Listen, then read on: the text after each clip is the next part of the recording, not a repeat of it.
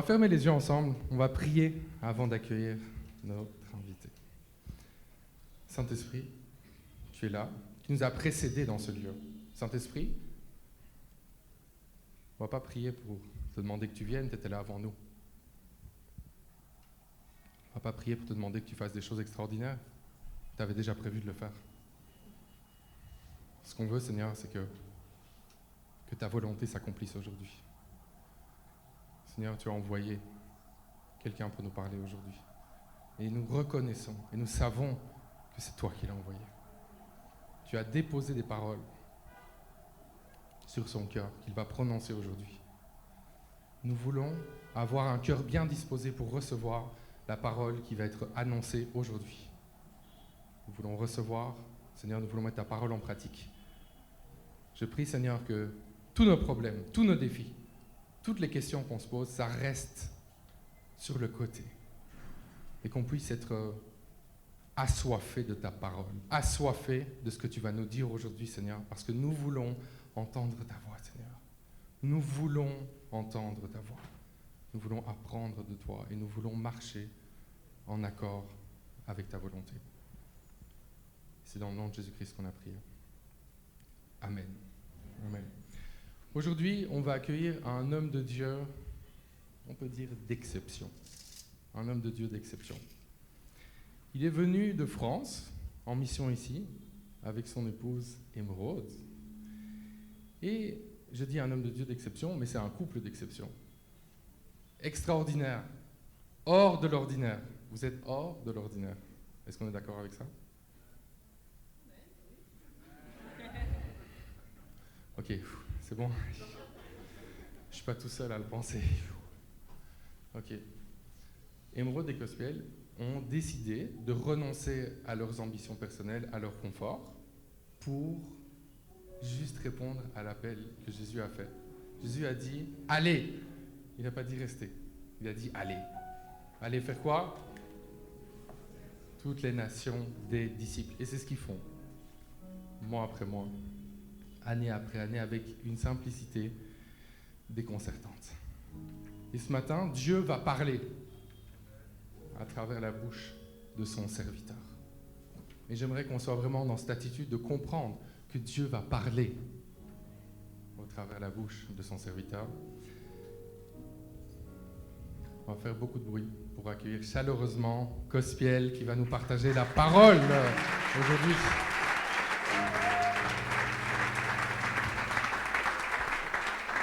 Merci.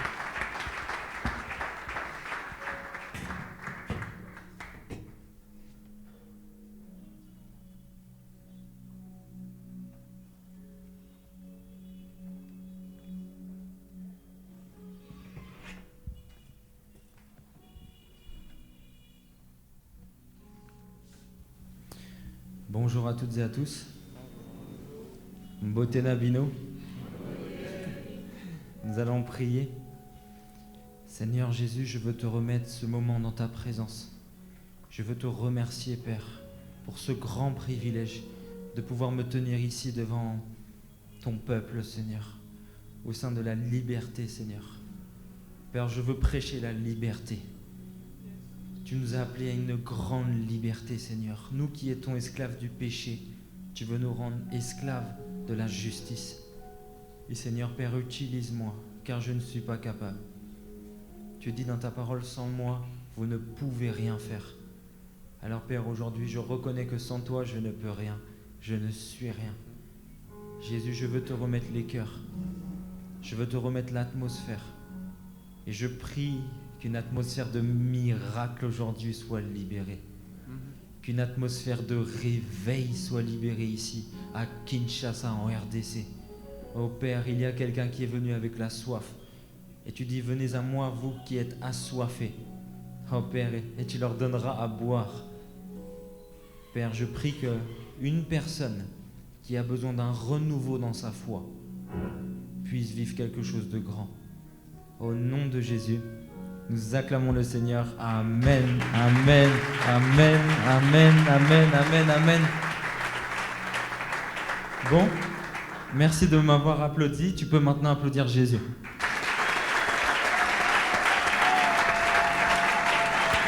Montre-moi que là, c'est pour Jésus. Bon. Merci beaucoup d'avoir applaudi Émeraude. Merci beaucoup d'avoir applaudi le pasteur Frédéric et son épouse. Mais est-ce qu'on peut applaudir Jésus-Christ de Nazareth, celui qui est mort pour toi à la croix il y a 2000 ans, celui qui a porté tes péchés?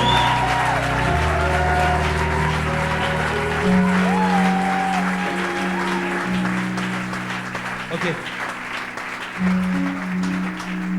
Quand tu acclames, c'est une étincelle. Mais aujourd'hui, on va allumer un feu ici à Kinshasa. Est-ce que vous êtes fatigué d'applaudir Jésus? Alors applaudis Jésus!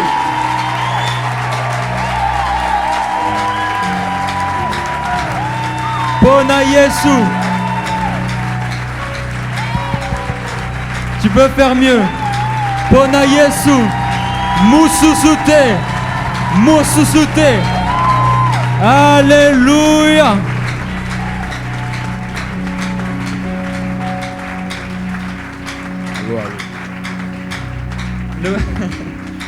Le problème des évangélistes, c'est qu'ils aiment le réveil. Je suis venu te réveiller. Alléluia.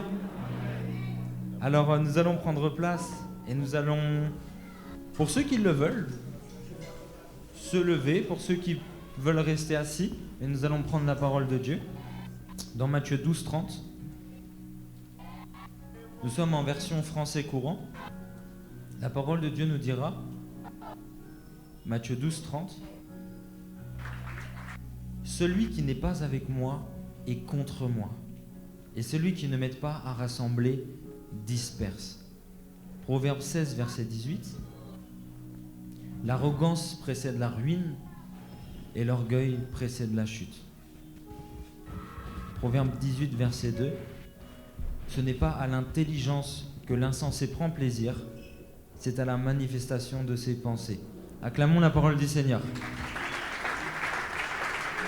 Alors, avant même de pouvoir commencer, j'aimerais remercier le pasteur Frédéric et son épouse. Alléluia. Maman Nadine, pasteur Frédéric. Je suis vraiment très très honoré d'apporter la parole ici à la Liberté. Et je prie que le nom de cette église soit prophétique aujourd'hui. Que quelqu'un qui est captif, que quelqu'un qui est bloqué soit totalement libéré aujourd'hui. Alléluia. Alors, j'ai toujours voulu évangéliser, j'ai toujours voulu témoigner, mais ça a toujours été quelque chose de difficile. Ça a été tellement dur en France, parce que la première fois où j'ai dit « Jésus t'aime », elle m'a dit « Ouais, c'est bon », et elle est partie. Et j'ai dit « Mais comment moi je peux avoir un impact ? J'ai pas réussi. » Alors je suis rentré dans un train, j'ai commencé à prêcher, et j'ai dit n'importe quoi. Tu peux dire n'importe quoi ? C'est ce que j'ai fait. J'ai dit n'importe quoi. Je me suis levé, j'étais à Paris et je suis originaire de la ville de Nantes. Et j'ai dit « Bonjour à toutes et à tous ». Ils m'ont tous regardé, je ne savais pas quoi dire. Alors j'ai dit « La Bible dit ». Plus de versets. C'était tellement dur. Alors je dis « Vous pensez qu'à mon âge », j'avais envie de dire que vous trouvez ça normal qu'un jeune vous prêche l'évangile. J'ai pas dit ça. J'ai dit « Vous pensez que j'ai que ça à faire ?» Et les gens, en fait, sont dans le train et ils se font embrouiller plutôt que de se faire prêcher l'évangile. J'ai complètement échoué. J'ai pas réussi. La première fois où j'ai évangélisé et la deuxième fois, j'ai fait une conclusion qui était radicale. J'évangéliserai plus jamais de ma vie. J'évangéliserai plus, c'est pas pour moi. C'est trop dur, c'est trop difficile. C'est pas l'appel que Dieu m'a donné. Mais un jour, j'ai parlé avec mon pasteur. Et j'ai parlé d'une peine dans mon cœur. J'ai dit, pasteur, j'ai une peine pour ceux qui n'ont pas Christ. Et il m'a dit, ça c'est un fardeau. Alors j'ai demandé à Dieu de me révéler le fardeau. Et il y a un fardeau dans mon cœur qui est né et qui a commencé à grandir, grandir, grandir, grandir. Comme on dit en lingala, tozomatsa niveau. Alléluia. De niveau en niveau, de niveau en niveau. Et le fardeau est devenu tellement grand parce que le fardeau a une essence qui est l'amour. J'ai commencé à aimer les gens. J'ai commencé à aimer les gens. Et ça me fait penser à une histoire. Un pasteur en Afrique priait pour la France. Alléluia. Il priait pour la France. Il faut prier pour la France. Alléluia. Il priait pour la France. Et Dieu lui dit, ne prie plus pour la France. Il dit, mais pourquoi Seigneur? Parce que tu n'aimes pas la France. Commence par aimer. Et là, j'agirai, parce que Dieu est attiré par l'amour. Le langage de Dieu, c'est l'amour. Il ne faudrait jamais aller vers un homme et ne pas l'aimer. Alors Dieu a fait un travail d'amour où Dieu m'a donné avant l'appel, il m'a donné l'amour pour les âmes, l'amour pour les gens, l'amour pour le peuple. Pourquoi Dieu m'a donné l'amour? Parce que j'étais blessé. Blessé de ce qu'on m'avait fait au collège, harcèlement scolaire, on me crachait dessus à l'école. Moi, tu me vois comme ça en costume? Moi, j'étais tout mince. La dernière fois que je suis venu à Kinshasa, je faisais 30 kilos de moins. Mon corps réagissait selon mon estime que j'avais de moi-même. Ça se voyait à mon physique que je ne croyais pas en moi. J'étais malheureux. On m'a tellement méprisé à l'école. Un jour, on m'a dit, le gars là, il va te planter. À l'école, je faisais rien, mais j'étais une victime. J'attirais les gens qui voulaient me faire du mal. J'ai énormément souffert de cela, parce que je n'avais pas beaucoup grandi avec mon père. Mais un jour, Dieu, avec son amour inconditionnel, m'a fait aimer les gens qui m'ont fait du mal. J'ai été évangélisé dans la ville où j'ai le plus souffert.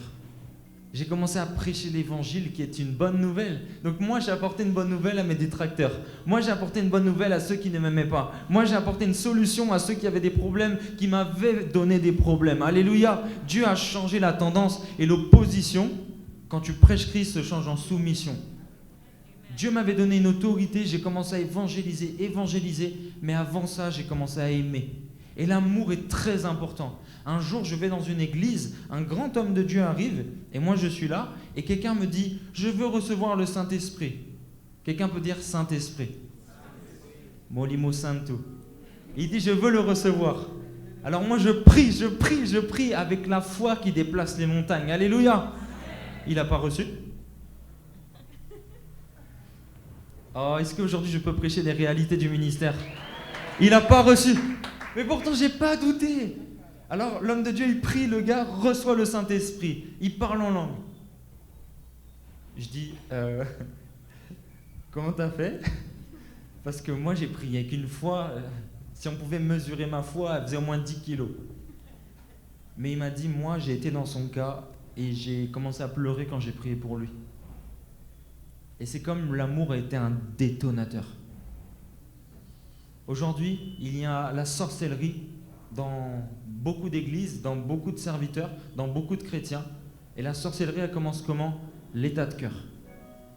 Prier pour le mariage de quelqu'un sans l'amour, c'est de la sorcellerie. Je dis la vérité.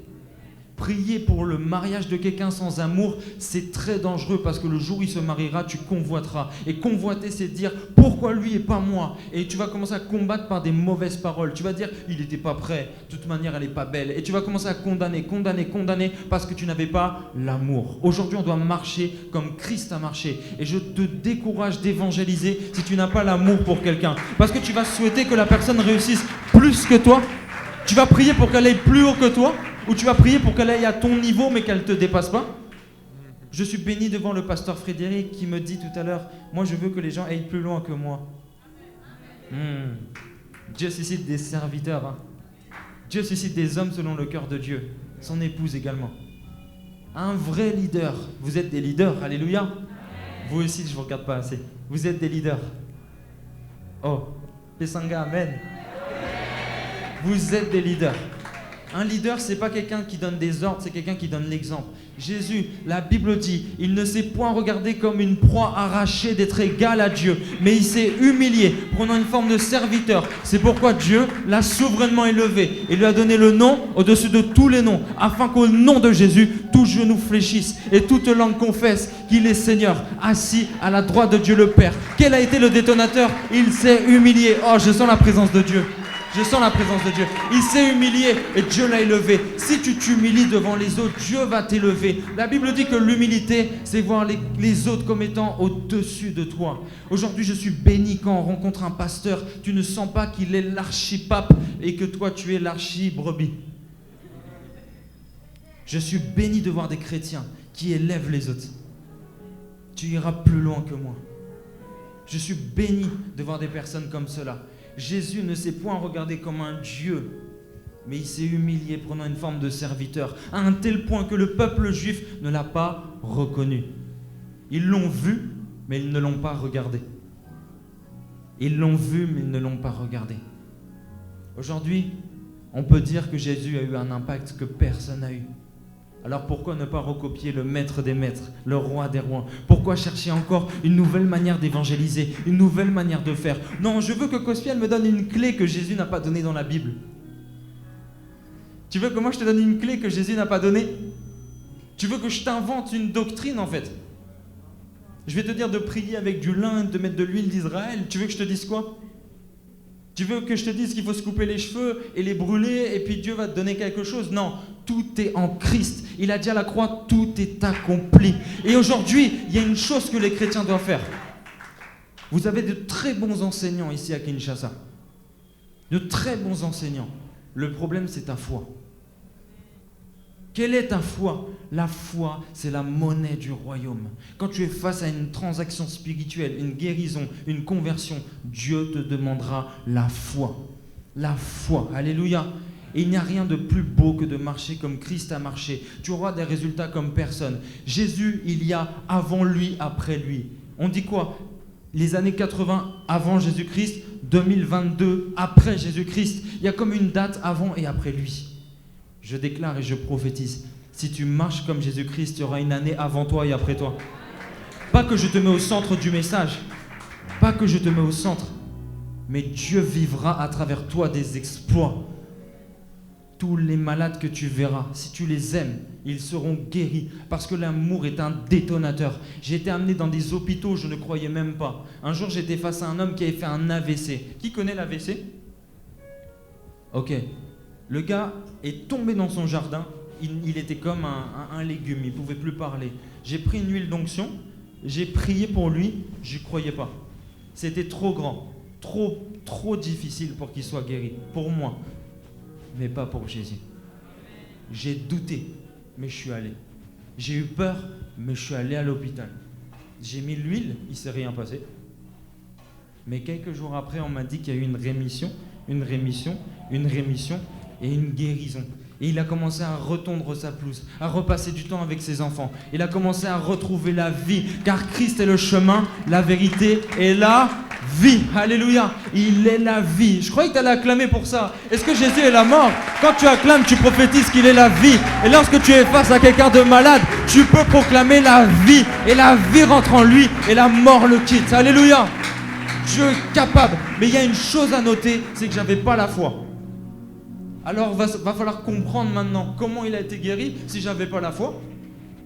La Bible dit, il te faut une foi comme un grain de moutarde et tu pourras déplacer des... Alors pourquoi on vous enseigne qu'il vous faut des foi comme des montagnes pour déplacer des grains? Ah, tu n'as pas compris? Ta foi, si elle est petite, elle peut déplacer des grandes situations. Alors pourquoi on t'enseigne d'avoir une foi énorme pour des petites situations? Ta petite foi marchera. Amen. Avoir une petite foi, c'est avoir peur de l'avion et monter dans l'avion. Ah, t'es dans l'avion, c'est bon. Problème est athée. Tu es dans l'avion, non? Est-ce que je parle à quelqu'un? Oh, aujourd'hui, on veut le réveil ou l'endormissement? Alléluia. On veut le réveil. Alors ta petite foi va marcher. Quand tu seras face à un paralytique, tu auras peur, tu n'y croiras pas, mais tu prendras cet homme et tu diras... Au fond de toi, tu vas dire, ah, c'est compliqué. Mais tu vas dire, sois guéri dans le nom de Jésus. Oh, Jésus n'a pas dit prier pour les malades, il a dit guérissez les malades.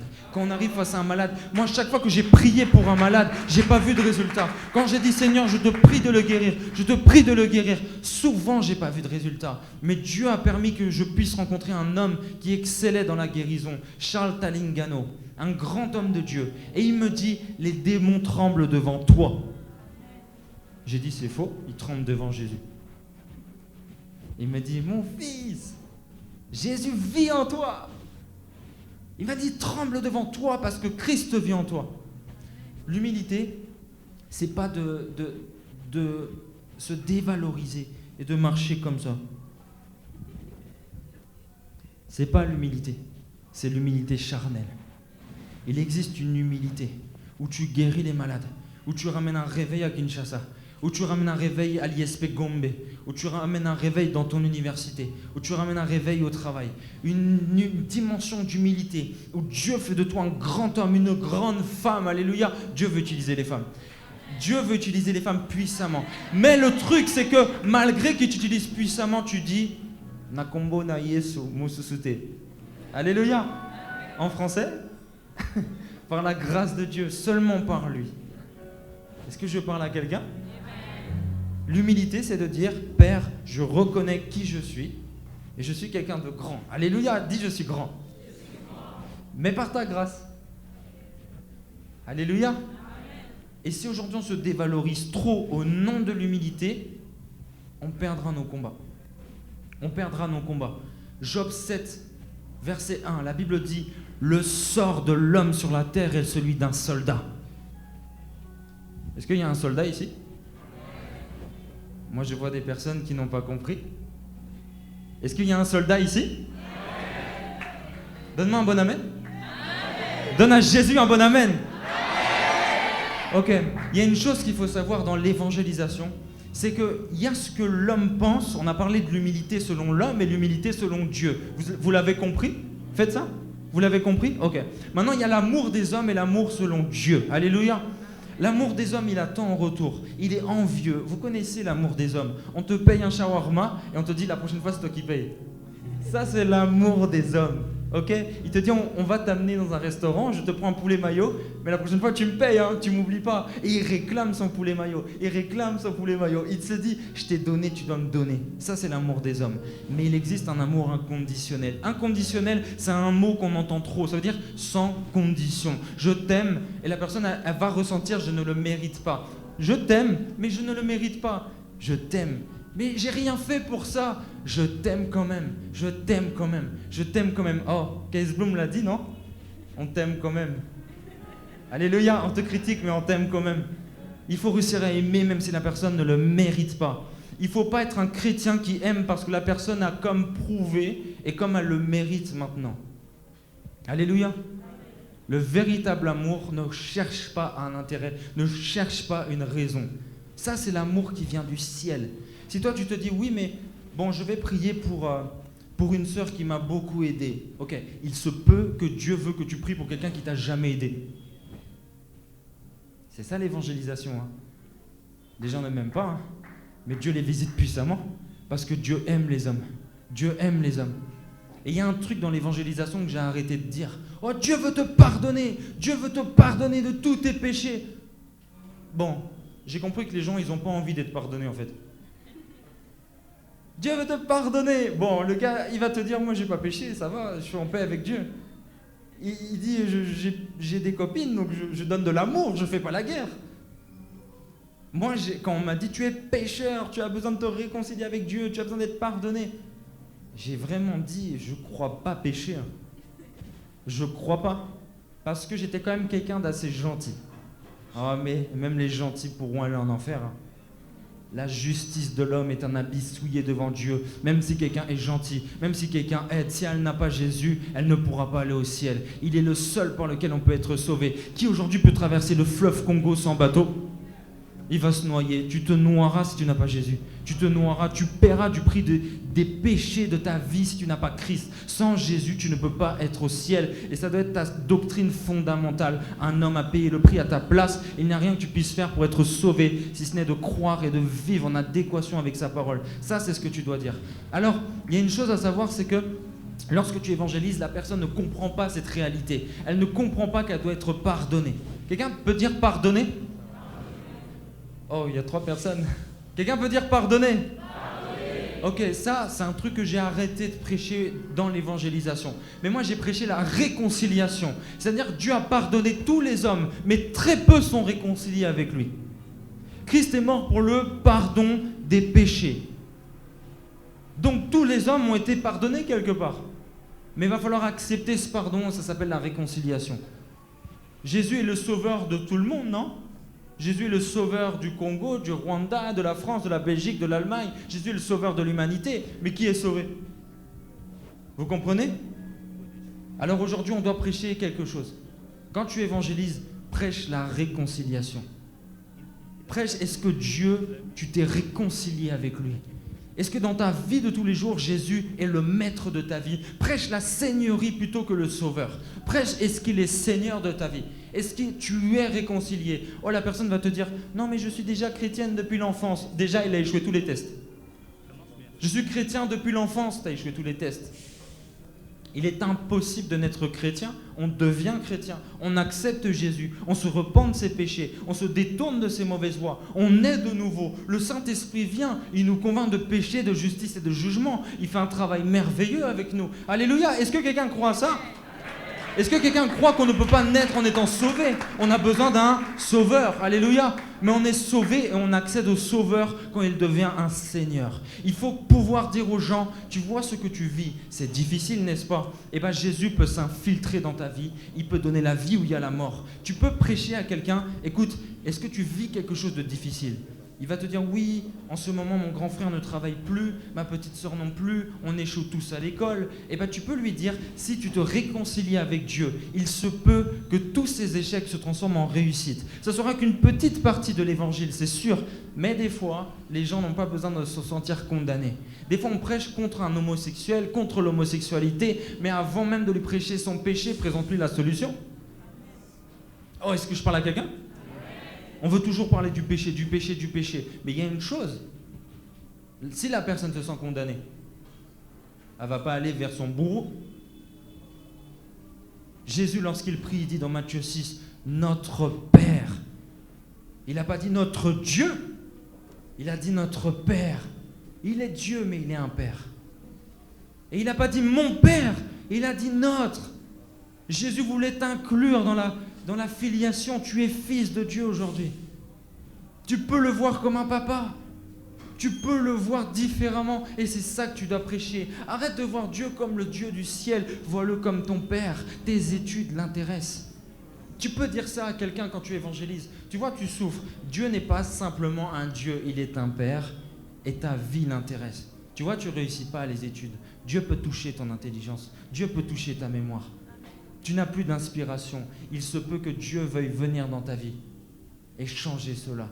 C'est comme ça qu'on peut aussi gagner des personnes. Oui, il y a des personnes, il faut leur prêcher le péché. Il y a des personnes que j'ai rencontrées, elle m'a dit, toute ma vie on m'a prêché l'amour de Dieu, l'amour de Dieu, l'amour de Dieu, l'amour de Dieu. Elle n'était pas touchée.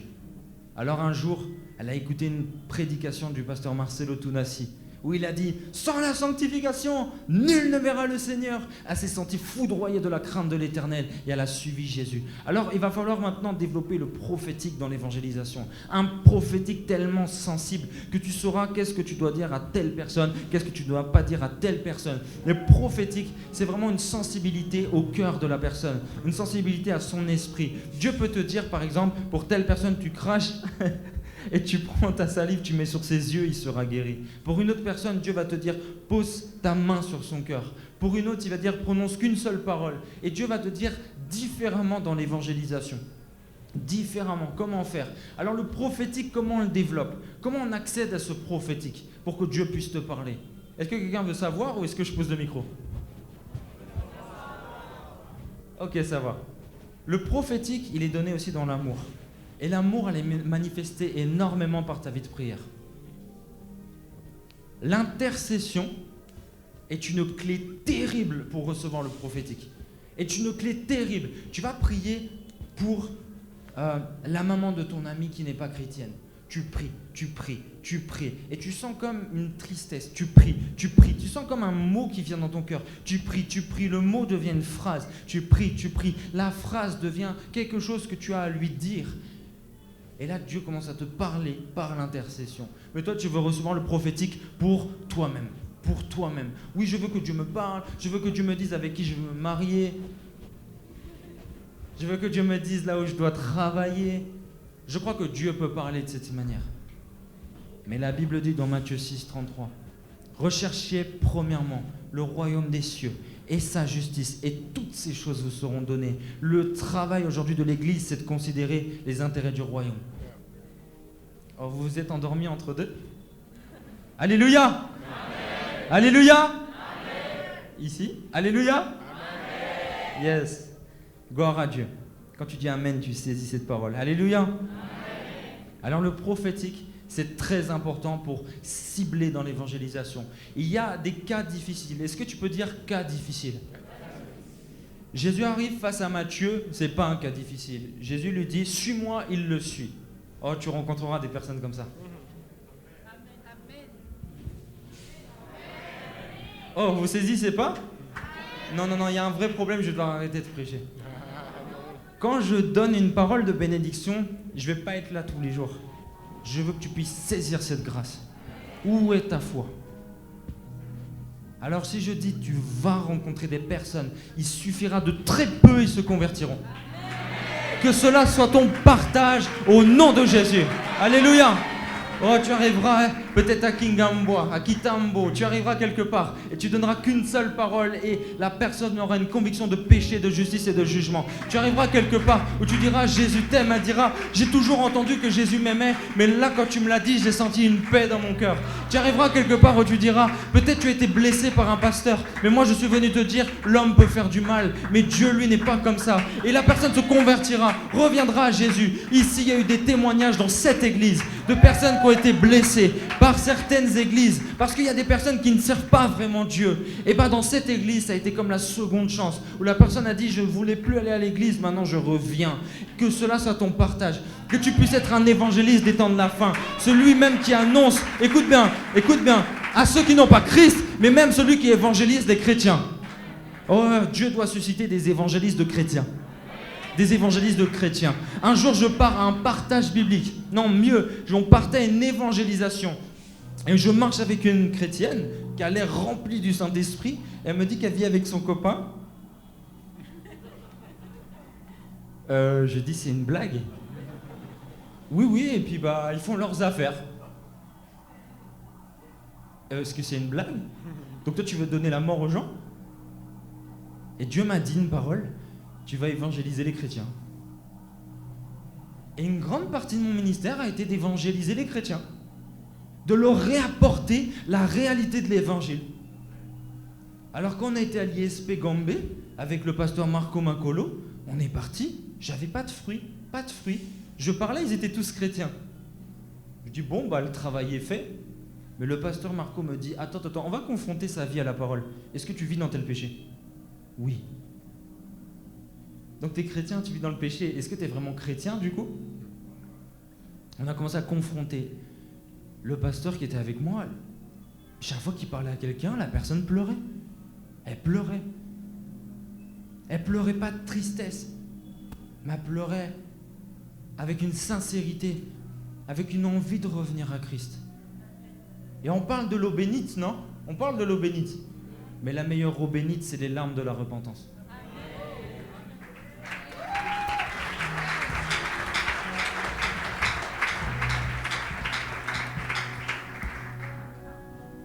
L'eau a coulé sur moi, gloire à Dieu. Dieu voulait me rafraîchir. Alors, lorsqu'on a lu tout à l'heure les proverbes, peut-être vous n'avez pas compris le lien avec le message, mais je vais vous donner un lien terrible. Quelqu'un peut me dire amen? Amen. Le temps passe si vite, ça fait déjà 30 minutes. Alléluia. Amen. Ça passe vite dans la présence de Dieu. Alors, Dieu m'a fait lire beaucoup les proverbes. Il y a 31 proverbes, ce qui veut dire que dans un mois, tu peux en lire un par jour. Et Dieu te donnera la sagesse. Alléluia. Un chapitre par jour et Dieu ajoute la sagesse. Alors Dieu demande des petites choses pour de grands résultats. Alors je lis les proverbes et je vois l'arrogance précède la ruine et l'orgueil précède la chute. Ce n'est pas à l'intelligence que l'insensé prend plaisir, c'est à la manifestation de ses pensées. Matthieu, celui qui n'est pas avec moi est contre moi, celui qui n'est pas rassemblé disperse. Dieu déverrouille une intelligence.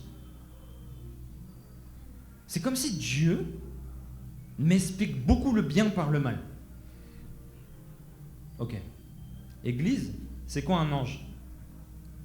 Bon, c'est compliqué. Église, c'est quoi le paradis? Bon, des fois on manque les mots. C'est quoi une bénédiction? C'est quoi la bienveillance? Ah, c'est quand même compliqué de définir la bienveillance. Dieu m'a dit ceci. Pour mieux définir le bien, il faut penser à l'inverse, l'antonyme, l'inverse, ok? Alors moi j'ai dit, pour comprendre qu'est-ce que c'est un ange, on va comprendre qu'est-ce que c'est un démon. Vous voyez la sagesse arriver? pour comprendre l'ange, Dieu va te dire, ok, pense c'est quoi un démon, définis un démon et tu vas voir qu'est-ce qu'un ange. Il est l'inverse. Ensuite, j'ai dit, ok, c'est quoi le paradis? Bon, pense c'est quoi l'enfer? Et Dieu va te révéler le paradis. Et à chaque fois que j'ai dû penser à une situation où je n'avais pas de réponse, Dieu m'a dit, pense à l'inverse. Pense à comment tu pourrais égarer une âme. Oh, je lui parlerai avec un langage super spirituel. Là, si tu voudrais perdre quelqu'un, tu lui dirais quoi? Oui, que des termes, tu vas te laver dans le sang de l'agneau, l'onction, tu l'embrouillerais par des termes et des termes et des termes. Tu serais aussi trop saint. Qui jouerait cette carte-là? Si l'on devait perdre une âme, on jouerait quelle carte? Être trop saint.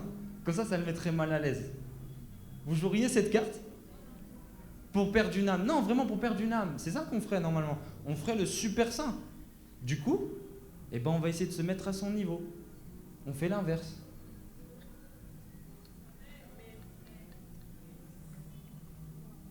Comment perdre un homeless, un SDF à Paris? Moi, je me dis comment on peut le perdre. Eh ben, on va lui montrer que nous, on a réussi et que lui, il est SDF. On va se présenter avec supériorité. Alors, Dieu m'a donné cette sagesse. Je ne vais pas dire je prie pour toi, mais on prie ensemble. Je pense à l'inverse. Et je me dis, je vais arrêter de me tenir debout, ça l'intimide. Parce que si je voulais l'intimider, je me mettrais bien debout face à lui. Je me mettrais comme ça devant lui. Mais Dieu m'a dit, mets-toi à son niveau et je m'assois avec lui. L'évangélisation, c'est penser comment tu pourrais perdre la personne et tu fais l'inverse. Alléluia. C'est quoi la bénédiction? Pense, c'est quoi une malédiction? Et ça te révèle la bénédiction. Est-ce que ça fait du bien à quelqu'un, cette sagesse? Oh, ça fait du bien, hein? Ok, comment gagner ses parents à Christ? Bon, je sais pas. Alors comment les perdre maintenant? Comment les dégoûter de la vie chrétienne? En n'aidant pas à la maison, en ne vivant pas ton message, en étant impoli. Ah, Dieu sait comment les chrétiens sont impolis à la maison. Hein. Ceux qui rigolent ne sont pas dans ce péché alors. Mais Dieu m'a montré ceci, c'est que pour gagner quelqu'un, il faut essayer de réfléchir à comment je peux le perdre. Et c'est aussi ça dans mon mariage. Je me dis, qu'est-ce que je pourrais faire qui peut blesser Émeraude? J'identifie et je fais l'inverse. Alléluia. Est-ce que vous êtes content d'entendre cela? Qu'est-ce que la bienveillance? Je ne sais pas. Qu'est-ce que la malveillance? Là, on sait. L'homme a été façonné d'une manière très étrange, bon, de base de gloire, mais par la suite, il a été déchu et l'homme comprend beaucoup mieux le mal. Alors, si tu ne sais pas comment répondre à une question dans l'évangélisation, pense à l'inverse. Dieu te donnera la sagesse. Alléluia. Alors là, je vais avancer maintenant sur 3 points. On peut évangéliser par les 3 dimensions de l'homme. Quelqu'un peut dire les 3 dimensions de l'homme? Corps, âme et esprit. Alléluia. Alors, comment évangéliser par la dimension du corps? Par ta propreté. Tu sais, par ta propreté, à l'inverse, tu peux repousser ou justement tu peux faire bonne impression. L'impression se fait en 5 secondes. Quand tu es face à quelqu'un, les 5 premières secondes sur comment tu es habillé, sur comment l'odeur que tu dégages, moi-même, je fais très attention à cela. Il faut qu'on soit des chrétiens équilibrés. Quelqu'un peut dire équilibré? Tout n'est pas dans l'œuvre. Il y a aussi le Saint-Esprit qui agit puissamment. Mais ce sont des clés. Et de toute façon, on sera dans la dimension de l'esprit au 3e point. Alléluia. Mais il y a la dimension du corps. Donc par ta propreté, par l'expression de ton visage. Moi, j'ai rencontré des chrétiens, tu crois il va te tuer. Tu crois qu'il te déteste. Ouais, je voudrais te parler de Jésus, là.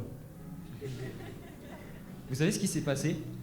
Il y a 3 Renois costauds à Paris, ils sont arrivés en jogging pour évangéliser. Ils ont couru vers un blanc, il a eu peur, il a fui. Parce qu'il s'est dit, il va m'agresser. Parce qu'en fait, il y a des fois, les amis, il faut user de sagesse. Hein. Ils ont couru sur lui. Pourquoi tu cours? Pourquoi tu t'habilles comme ça? Tu vois, tu t'es habillé en gangsta, presque il fallait une chaîne. Et t'es arrivé, encore pire que Lil Wayne. Tu faisais peur aux gens, t'as même des grills. T'as des dents en or. Et tu veux évangéliser. Bon, moi je dis ok, on va aller à Kingamboa, on va aller dans des quartiers difficiles, peut-être ça sera mieux, ok? Mais il y a des personnes, il faut être juif avec les juifs, grec avec les grecs, il faut s'adapter et il faut demander à Dieu la sagesse et la sanctification du corps. On peut évangéliser par le corps, je continue. Par exemple, nous à la Défense, les quartiers très bobos de Paris, tout ça, nous on s'habille très classe pour évangéliser. Très très classe. Maintenant, quand Reinhard Bonnke venait en Europe faire une croisade, il mettait un pagne. Oh, que Dieu bénisse les gens qui ont de la sagesse. Il faut aussi s'adapter à un peuple. Un jour, je vais en Martinique, je m'habille très très simplement parce que je vois comment s'habillent les Martiniquais. Et il y a un homme qui me dit, si tu avais été en costume, je ne t'aurais jamais écouté. Dieu m'avait prévenu de ma tenue. Tout comme à Kinshasa, il m'a dit comment m'habiller. Oui, dans différents quartiers, on s'habille différemment. Je sais que si je fais une croisade d'évangélisation, je porterai le pagne. C'est très important. Alléluia. C'est la sagesse. Ensuite, par ta manière de parler, tu peux paraître insensé ou instruit. Ça évangélise. Par ton comportement, parce que tu peux tuer ton message ou l'attester. Par ta manière de t'habiller, parce que tu peux être une occasion de chute, ou tu peux être quelqu'un qui édifie. Moi, je trouve qu'une femme est beaucoup plus élégante lorsqu'on ne voit pas ses formes. Oh, vous vous êtes endormis, je dois vous mettre un électrochoc. Couvrez-vous de grâce. Couvrez-vous de grâce. Habillez-vous de la sainteté. Et même les hommes, on doit faire attention à ne pas trop dévoiler notre torse. C'est une occasion de chute pour les femmes. On doit faire attention à ne pas porter des pantalons trop serrés, qui révèlent trop les choses. Je ne vous fais pas de dessin, mais on doit être saint dans notre habit, c'est important. Oh, imaginez si maintenant, maman pasteur met un croque-top ou un prédicateur, il est là, il est torse nu. Non, on est respectueux quand même. On est très respectueux. Est-ce que vous croyez à ça? On dirait que je suis en train de vous choquer. Oh, on est un peuple équilibré ou on est un peuple trop spirituel et on ne s'occupe pas de ces choses? On est équilibré, alléluia. On est équilibré, c'est très important. Moi, je veille à ma manière de me présenter. Alléluia. Bon, là, on était dans la dimension du corps, ça ne vous a pas intéressé. Dimension de l'âme, vous voulez que le spirituel. Dimension de l'âme. Dimension du corps, c'est ce que l'homme voit de toi. Dimension de l'âme, c'est ce que l'homme ressent de toi. Alléluia. Oh, j'ai besoin d'encouragement là. Alléluia. Ici, vous dormez. Alléluia, vous venez d'arriver, vous n'êtes plus dans l'atmosphère. Alléluia. J'ai besoin que toute l'église dise Amen. Ok, l'âme, tu peux évangéliser par ton amitié. Tu es à l'école et tu ne sais pas quoi lui dire vis-à-vis de la foi, mais tu deviens un ami. Un jour, je travaillais à Starbucks, dans un café parisien, et puis je n'arrivais pas à prêcher à une amie musulmane. Je lui disais, Jésus est mort pour toi, et j'étais convaincant. Hein. Ah, j'étais super convaincant, mais ça ne marchait pas. Je lui parlais de son couple. Je lui disais que s'il se marie en Christ, Dieu fera des miracles. Si elle donne sa vie à Christ, Dieu lui donnera la stabilité. Je sortais le psaume 127, verset 1. Si l'Éternel ne bâtit, celui qui bâtit, bâtit en vain. Si l'Éternel ne garde la ville, celui qui la garde veille en vain. Ah, j'ai trop répété le mot vain, ça, du coup ça n'a pas marché. 20, ça n'a pas marché, c'était en vain que je lui prêchais l'évangile. Alors Dieu m'a dit, sois son ami. Et j'ai commencé à l'écouter, elle s'est confiée, elle m'a parlé, on se voyait. Et le zèle me mettait mal à l'aise. Le zèle me mettait mal à l'aise parce que je voulais parler de Jésus. Est-ce que tu ressens des fois ça où, comme tu as envie de parler de Jésus, mais tu ne te sens pas à l'aise et tu sens que c'est le moment, mais tu ne sais pas comment? Non, il se peut que ça soit un mauvais zèle. Dieu veut canaliser le zèle. Dieu veut canaliser parfois le feu qu'on a. Moi, des fois, je suis longtemps avec quelqu'un et je ne lui parle pas de Jésus, mais je lui fais voir Jésus. Et c'est pourquoi on dira que c'est actes des apôtres et pas discours des apôtres. Il faut une vie qui prêche Christ, une lettre vivante. Il faut que là où tu es, que Christ soit prêché par ton regard, ton habillement, ton amitié. C'était mon point. Il faut que tu sois ami. Alors un jour, elle me donne rendez-vous dans un petit autre café et elle me dit, on s'assoit et tout, et elle me dit, je veux devenir chrétienne. Elle était musulmane. Je veux devenir chrétienne. Oh, je pensais que tu l'acclamais le Seigneur. Abandonner l'islam pour donner sa vie à Jésus par l'amitié. Je n'ai pas été convaincant. Je n'ai pas été un grand prédicateur. Je n'ai pas été un homme rempli de foi, mais j'ai été un homme qui s'est manifesté comme étant un ami, et ça a été son argument. J'ai vu en toi un amour que je ne voyais plus chez les autres. J'ai vu en toi une lumière, et ça m'a fait croire en ton Jésus. Ah, les gens savent que tu es chrétien. Tu sais, toi, tu penses que tu as besoin de toujours dire « je suis chrétien, je suis chrétien, je suis chrétien ». Les gens savent que tu es chrétien. Maintenant, c'est par ton comportement que tu vas le prouver. Tu crois qu'à l'école, personne ne te regarde. Tu penses qu'au travail, personne ne te regarde. Les gens te regardent et analysent si tu as un vrai Dieu. Parce que par ton amour, par ta douceur, par ton comportement, tu es en train de prouver que tu es chrétien. Sois un véritable disciple de Jésus-Christ. Alors, quand elle me dit « je veux devenir chrétienne », je dis « pourquoi ?» Même moi, je n'ai pas compris pourquoi. Mais c'était la dimension de l'amitié. Une dimension qui n'était plus de moi-même, mais une dimension que Dieu avait déclenchée. Un jour, tu seras étonné des gens qui vont se convertir parce que tu les aimes. Par ton écoute. Un jour, c'était il n'y a pas longtemps, je vais dans une gare, je prêche l'évangile à un jeune. Et les amis, j'ai entendu une parole de sa part qui m'a énormément choqué. Il m'a dit, bon, je vais te le dire, mais je ne l'ai jamais dit à personne. Attends, t'as quel âge ? Moi, j'ai 23 ans. Donc, en 23 ans, t'as trouvé personne qui pouvait t'écouter ? En 23 ans, personne t'a écouté ? Non, tu me dis, c'est la première fois que je le dis à quelqu'un. C'est-à-dire qu'en 23 ans, t'as pas trouvé quelqu'un que t'as jugé digne d'écouter ? Le gars n'a pas trouvé quelqu'un à qui se confier en 23 ans. Non, est-ce qu'on peut réveiller l'église aujourd'hui ? En 23 ans, il n'a pas trouvé une oreille. En 23 ans, il n'a pas trouvé un ami. En 23 ans, il n'a pas trouvé l'amour. En 23 ans, il n'a pas trouvé quelqu'un qui était digne de confiance. En 23 ans, mais c'est scandaleux. Où est l'église ? C'est le rôle de l'église. C'est le rôle de l'église d'être à l'écoute. Il faut que les chrétiens mettent une bride à leur bouche et apprennent à écouter. Il y a des fois, il ne va pas falloir prêcher, il va falloir écouter. Il va falloir écouter les problèmes, il va falloir écouter ce qu'il a à te dire, il va falloir écouter son ressenti. Parce que le gars va te dire, oui, je suis musulman. Tu veux direct prêcher, écoute-le. Parle avec lui, sois son ami, écoute-le. Oui, je suis en études politiques, Sciences Po. Écoute-le, parle avec lui, intéresse-toi à lui. Parce que quand la personne se confie, elle va livrer son cœur et tu pourras taquer en plein cœur. Alléluia. Des fois, il faut écouter plus que parler. Des fois, il faut écouter plus que parler. Je vais répéter. Des fois, il faut écouter plus que prêcher. Alléluia. L'écoute active quelque chose de grand. Alléluia. Par ton comportement, par ta pureté de cœur, par ton intelligence, par ton niveau d'excellence. Ça parle à quelqu'un. Quelqu'un ici a reçu la révélation de l'excellence ? Ok, quand on fait une affiche pour Dieu, pour un événement, on donne le minimum ou on donne le maximum ? Vous êtes sûr ? Pourtant, Dieu regarde au cœur. On donne le maximum ou on donne le minimum ? Parce qu'on oublie la dimension que l'homme regarde à ce qui frappe l'œil. Tu dis, oui, mais Dieu regarde au cœur, Dieu regarde au cœur. Ok, mais l'homme regarde à ce qui frappe l'œil. Toi, tu es là, oui, mais Dieu regarde au cœur. Oui, mais l'homme regarde à ce qui frappe l'œil. C'est comme à l'église. Moi, je suis béni de voir aujourd'hui la chorale, elle chante bien. L'homme regarde à ce qui frappe l'œil. L'homme écoute la qualité de la voix de la personne. Des fois, Dieu ne regarde pas qu'au cœur. Dans une chorale, il faut que quelqu'un sache chanter aussi. Si la personne ne sait pas chanter, on va la mettre à la modération. Ok ? L'équilibre. Quelqu'un peut dire équilibre ? L'excellence. Quelqu'un peut dire excellence. Ok, 1, c'était le corps, ce que l'homme voit de toi. 2, l'âme, ce que l'homme ressent de toi.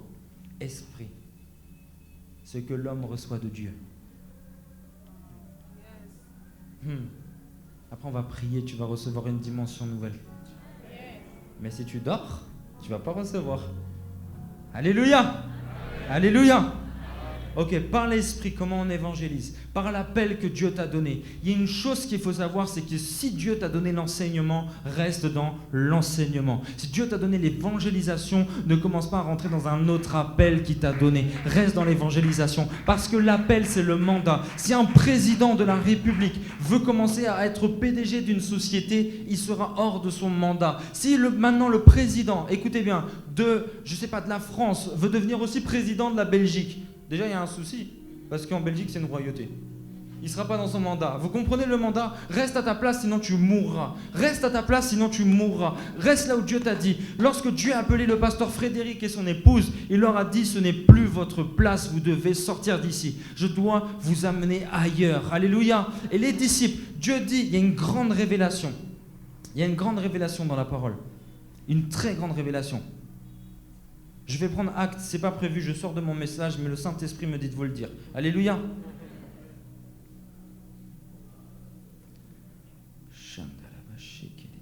Dans Acte 1:8, la Bible dit ceci. On rentre dans une dimension très forte. Mais vous recevrez une puissance, le Saint-Esprit survenant sur vous, et vous serez mes témoins à Jérusalem, dans la Judée et dans la Samarie et jusqu'aux extrémités de la terre. Dieu leur dit, Jérusalem, Judée, Samarie, extrémité. Jérusalem, Judée, Samarie, extrémité. Les disciples sont à Jérusalem lorsqu'ils reçoivent cette parole. Dieu leur dit, vous irez dans différentes villes, vous irez dans différents pays. Est-ce que vous me suivez ? Vous avez reçu une puissance pour différentes villes. Jérusalem, Judée, Samarie, extrémité. C'est dans Acte 1. Acte 2, ils sont à Jérusalem. Acte 3, ils sont à Jérusalem. Acte 4, ils sont à Jérusalem. Acte 5, Acte 6, Acte 7.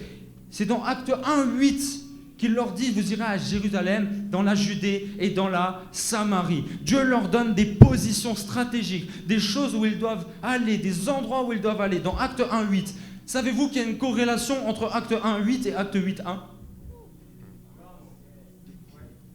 Je pose le micro ? Il y a un lien incroyable entre Acte 1:8 et Acte 8:1. Je crois que j'ai jamais prêché ça. Vous irez à Jérusalem, dans la Judée et dans la Samarie, parce que vous avez reçu une puissance. Il reste à Jérusalem. Il y a un problème, il y a un vrai problème. Acte 1:8. Acte 8:1. Saul avait approuvé le meurtre d'Étienne.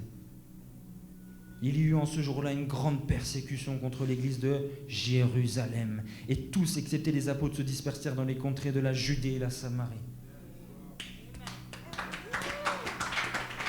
Je sens la présence de Dieu. Dieu t'a dit, va là-bas, tu vas pas. Dieu va permettre l'inconfort. Dieu va permettre la persécution. Dieu va permettre des moments difficiles. Parce que la désobéissance est aussi coupable que la divination.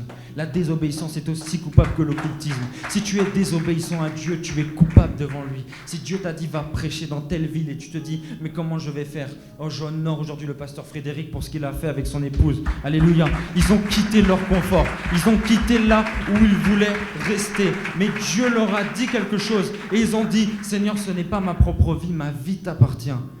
Et vraiment, aujourd'hui, je les honore. C'est incroyable. Si Dieu te dit d'aller quelque part, vas-y, vas-y. Il sera avec toi. Il sera avec toi. Il te dit, va voir les Kuruna, va voir les Shege. Mais toi, tu as peur. Tu dis, je vais me faire taper là-bas. Mais Dieu est avec toi, mon ami. Il est avec toi. Moi, j'ai été prêché dans les quartiers les plus difficiles de France. J'ai été dans les quartiers les plus chauds de Paris. J'ai été dans les quartiers nord de Marseille, à un tel point où j'étais les évangiles sur moi. Mais Dieu était fidèle. Personne ne m'a jamais frappé au visage. Malgré qu'on a prêché dans les métros des centaines de fois. Malgré une fois, un gars m'a soulevé dans la rue. Il m'a dit, t'arrêtes de prêcher. On ne m'a jamais frappé. Parce que Dieu ne permettra pas que ton pied ne heurte contre une pierre. Dieu, s'il t'envoie, il va faire quelque chose de grand. Par contre, je dois te prêcher l'équilibre. L'équilibre. Il se peut que ça soit difficile, il se peut que ça soit dur, mais tu auras la force pour réussir. Alléluia. J'essaie de continuer. Par l'appel que Dieu t'a donné, par les dons de l'esprit, la prophétie, la guérison. Nathanaël était un cas difficile, on en a parlé au début. Et bien Nathanaël, Dieu lui dit, je t'ai vu sous le figuier. C'était pas comme Matthieu où on lui disait suis-moi. Nathanaël, il a fallu une prophétie. Quelqu'un peut dire une prophétie? Une parole de connaissance. Et il a dit, tu vois, Nathanaël, je t'ai vu sous le figuier. Nathanaël sait que personne ne l'a vu. Alors il s'est dit, non, assurément, il est Dieu. Et il l'a suivi. Tu dois aujourd'hui opérer dans les dons spirituels. Mon frère, si tu veux pas les dons spirituels, tu bloques le réveil. Ici, on est dans des Nathanaël partout. Tout le monde est devenu Nathanaël. Il faut toujours une démonstration. Tu arrives face à une maman et tu dis tac, tac, tac, tac, tac, tac, et puis tu libères la personne est libérée. Je te dis que tu vas pouvoir lui donner la carte, venez à la liberté. Tu vois cette carte-là? Accompagnez ces cartes de la prophétie. Accompagnez ces cartes de la guérison. Accompagnez ces cartes des miracles. Oh, je suis venu booster ta foi ce matin. Accompagne par des signes, par des prodiges, par des miracles. Oh, il peut arriver un moment, on était en Martinique. J'ai été énormément combattu sur Internet suite à cette parole, mais je continue à la prêcher parce que Christ fait des miracles. Et si le monde ne croit pas en ce miracle, il ne croit pas en Dieu. Alors, il pleut, on se met tous à prier que le soleil vient, le soleil est venu. On a pu évangéliser, on a même fait des baptêmes. Alléluia. Tu peux même prier pour que le ciel soit favorable à l'évangélisation. Tu peux prier que même la météo soit favorable. Tu peux prier même que Dieu amène les personnes à l'évangile. Tu peux prier dans une dimension où les gens te disent « C'est bizarre, mais ton visage a changé. Ton visage, il est étrange. Vous m'attirez. Je ne sais pas pourquoi. Je sens que vous avez quelque chose à m'apporter. » Tu peux opérer dans la dimension spirituelle où Dieu te révèle le prénom de la personne. Il te révèle son nom. Il te révèle qu'est-ce qu'il a vécu. Et il va te dire que la personne a été abusée. Personne ne le saura, mais Dieu savait. Et avec cette carte-là, tu pourras apporter l'évangile. Ça, c'est l'adresse de l'église. C'est l'adresse de l'église. Il faut avoir ce genre de choses. Il faut toujours avoir l'adresse de l'église sur toi. Parce que sinon, tu dis à Dieu, ne m'utilise pas. Ne m'utilise pas. Il faut être disposé. Il faut toujours avoir un évangile. Et il faut toujours avoir l'adresse de l'église sur soi en carte. C'est très important. Parce que Dieu peut te donner des âmes à tout moment. Ok, je vais vous montrer. Qui a la foi ici? Je vais te montrer que tu n'as pas la foi. Un occultiste te voit et te dit, toi et ta famille, vous ne vous marierez pas. T'as peur. Et tu sais que... Bon, quelqu'un dit non, mais t'as peur quelque part. Tu te dis, oh, donc ça peut toucher mon père, ça peut toucher ma mère, ça peut toucher mon cousin, ça peut toucher ma soeur. Quand je dis, Dieu va t'utiliser puissamment, crois que ça coule sur ta famille. Pourquoi tu crois plus facilement en la malédiction? Pourquoi tu crois plus facilement en la condamnation? Pourquoi tu crois plus facilement que le diable peut atteindre ta famille? Pourquoi tu crois plus facilement ce que Satan peut faire alors que Dieu est plus grand? Oh, Zambeya Makambo Minene, il est plus grand, plus puissant que le diable. Le diable a échoué. Et de la même manière que tu sens tes chaussures, tu dois sentir le diable sous la domination. Il est vaincu. Tu n'as pas besoin de vaincre le diable. Il est déjà vaincu. Alléluia. Satan est vaincu. Ici à Kinshasa, Satan a perdu. Il a perdu à Kintambo. Il a perdu à Lemba. Il a perdu à Rigini. Il a perdu à Cité Maman Mobutu. Il a perdu à Kinshasa. Il a perdu à Massina. Il a perdu dans tout le Congo. Oh, aujourd'hui, je suis venu prêcher que Satan a perdu. Il a échoué. Et Dieu s'élève une armée d'évangélistes. Alléluia. Oh, tu as besoin que je crie pour que tu puisses croire. Je suis désolé de crier, mais j'ai le feu. Fongola Licolo. Alléluia. Le ciel est ouvert. Et vous sentez l'atmosphère change. C'est ta foi qui te bénit. Il arrive une dimension où un homme prêche tellement, guérit tellement, qu'on cherche l'homme de Dieu plus que le médecin. Bill Johnson, dans la ville de Reading aux États-Unis, il prie pour les malades. Les malades sont guéris à un tel point. Les cancéreux sont guéris. On cherche Bill Johnson plus que le spécialiste en cancérologie. On cherche tellement Bill Johnson, il guérit tellement les malades par la grâce de Dieu qu'on recherche Bill Johnson plus que l'hôpital, plus que les spécialistes. La personne a des métastases, oh Bill Johnson. La personne a un cancer, oh Bill Johnson. Parce qu'il y avait Jésus en Bill Johnson. Alors il a guéri. Il s'est passé une dimension où l'étage de cancérologie de la ville de Reading a fermé. Que cela, ça t'en partage.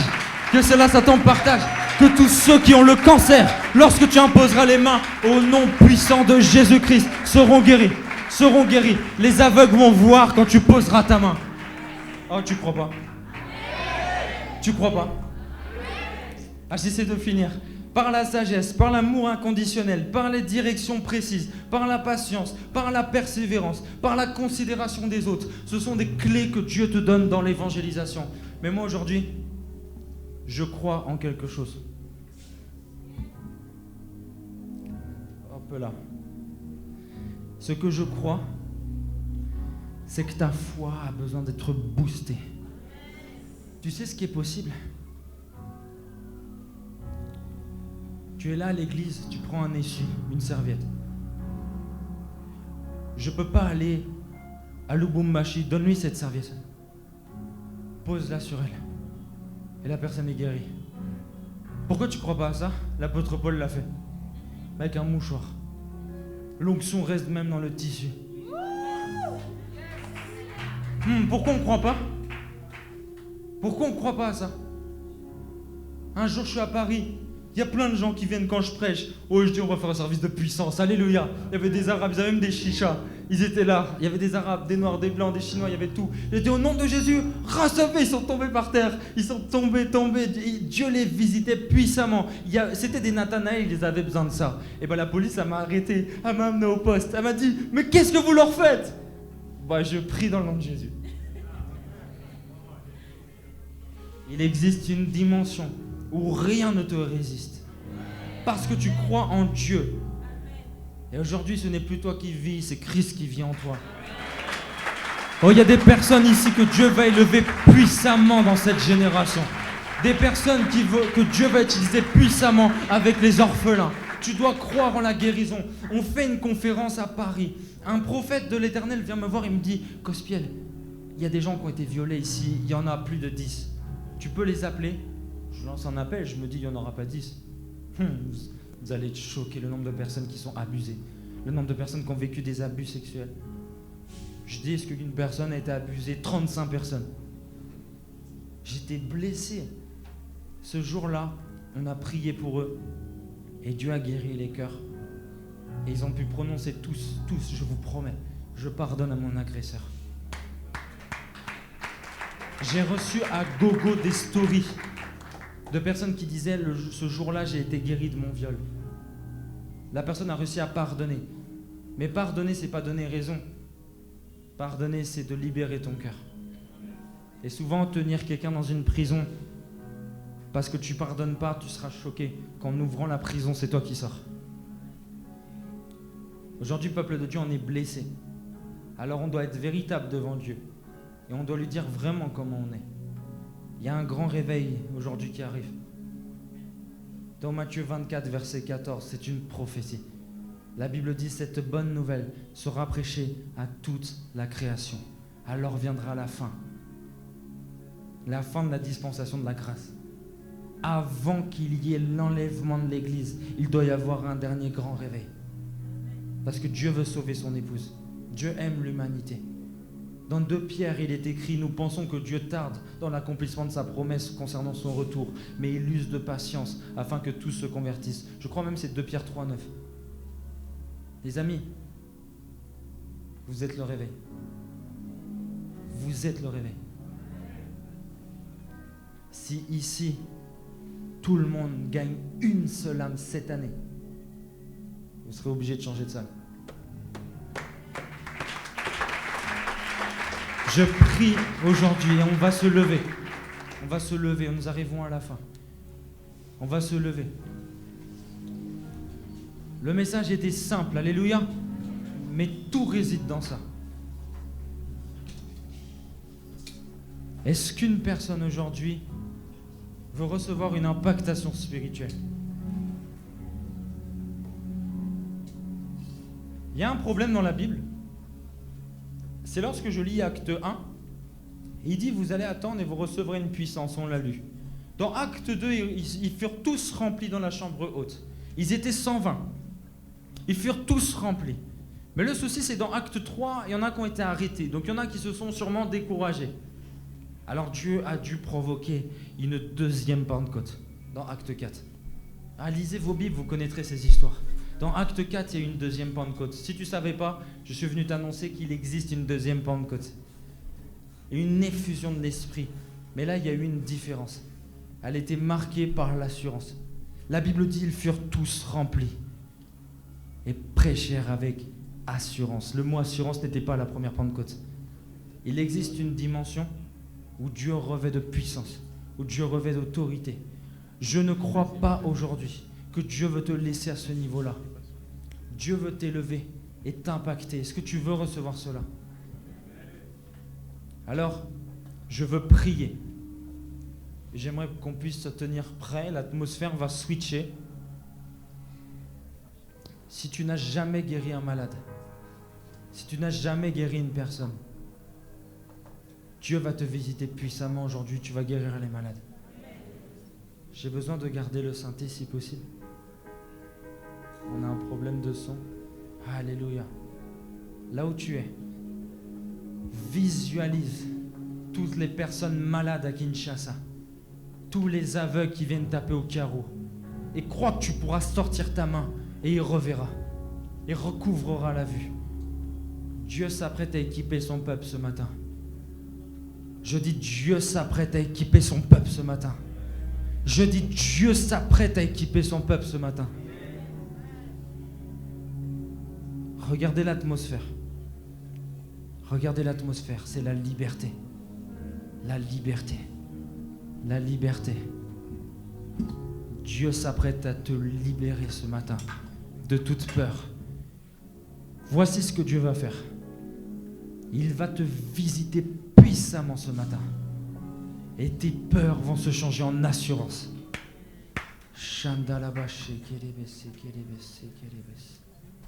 Est-ce qu'on peut prier et dire Saint-Esprit, remplis-moi. Je ne veux plus être le même. Remplis-moi. Revêt-moi de puissance. Me voici. Envoie-moi. Me voici. Envoie-moi. Plus fort. Me voici. Envoie-moi. Me voici. Envoie-moi. Équipe-moi pour la mission. Me voici. Envoie-moi. Me voici. Envoie-moi. Ici à Kinshasa. Me voici. Envoie-moi. Saint-Esprit, libère ta puissance sur moi.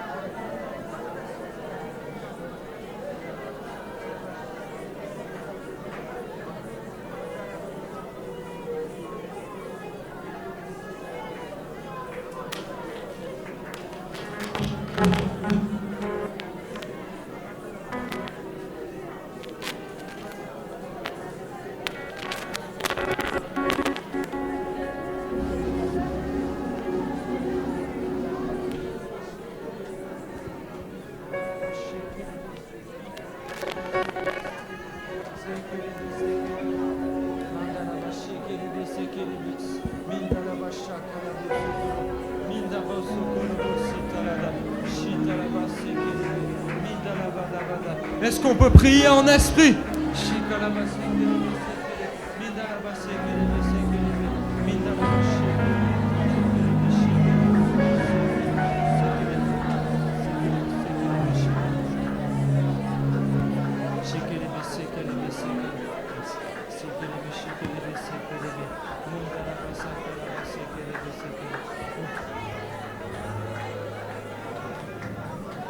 Est-ce qu'on peut prier en esprit, Église?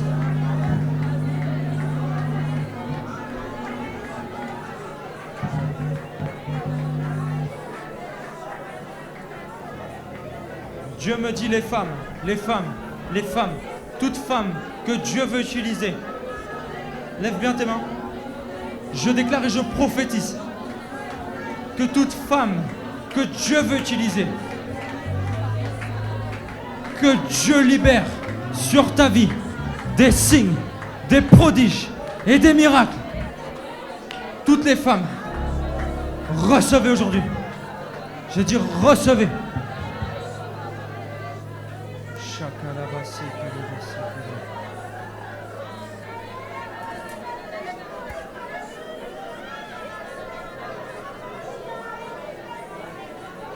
Dieu veut utiliser une femme. Dieu veut utiliser une femme.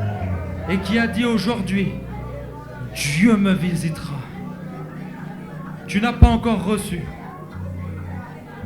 Je compte jusqu'à 10. Chaque fois que je vais compter, Dieu va libérer. 1, 2, 3, 4, 5, 6, 7, 8, 9, 10. Recevez!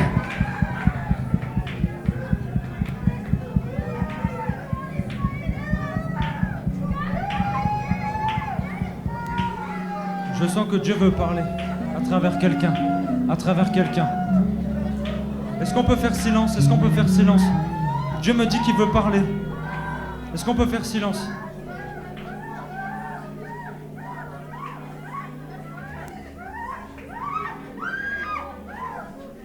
L'Éternel va parler. S'il vous plaît.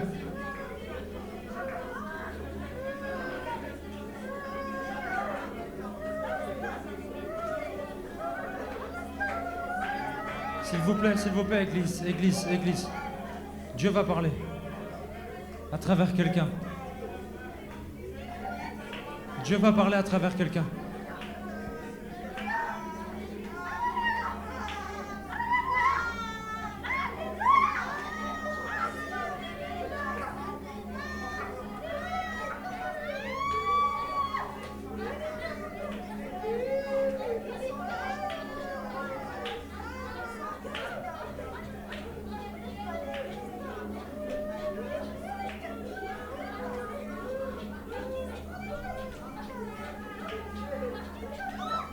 Dieu va parler à quelqu'un pour cette église, pour Kinshasa.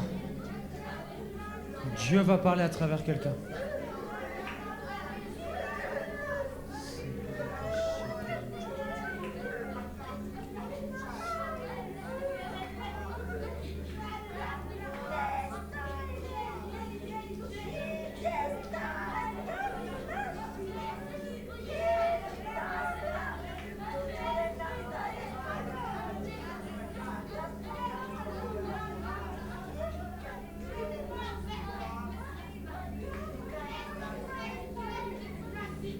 S'il vous plaît, faites silence.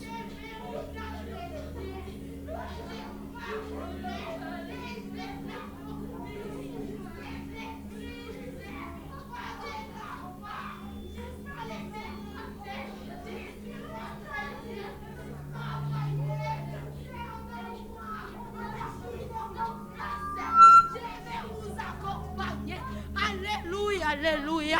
Travaillez avec toute vos confiances. Je suis votre Dieu. Je suis Dieu. Travaillez avec toute vos confiances. Je vais vous visiter. Cette église que vous voyez aujourd'hui, ça sera une grande église. Une église de missionnaires. Une église va rencontrer tout le monde.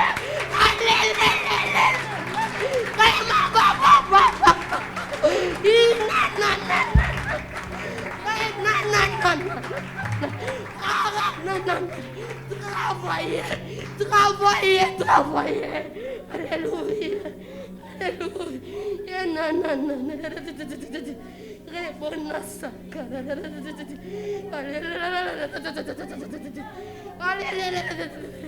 Servez-moi avec la fidélité. Servez-moi avec toute la fidélité. Je vais vous visiter les autres. Alléluia.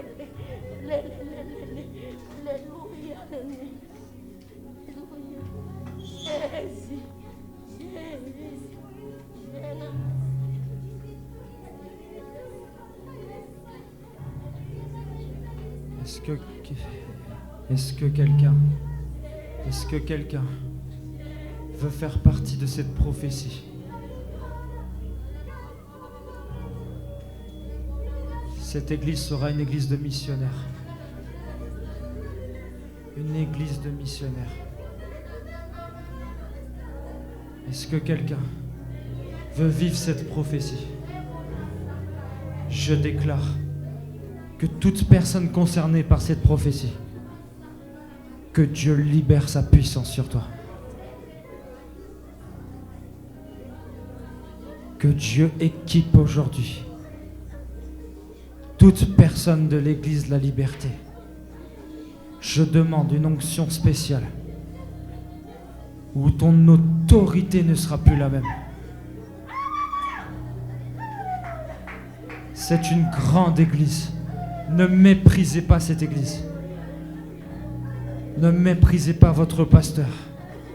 Ne méprisez surtout pas sa femme.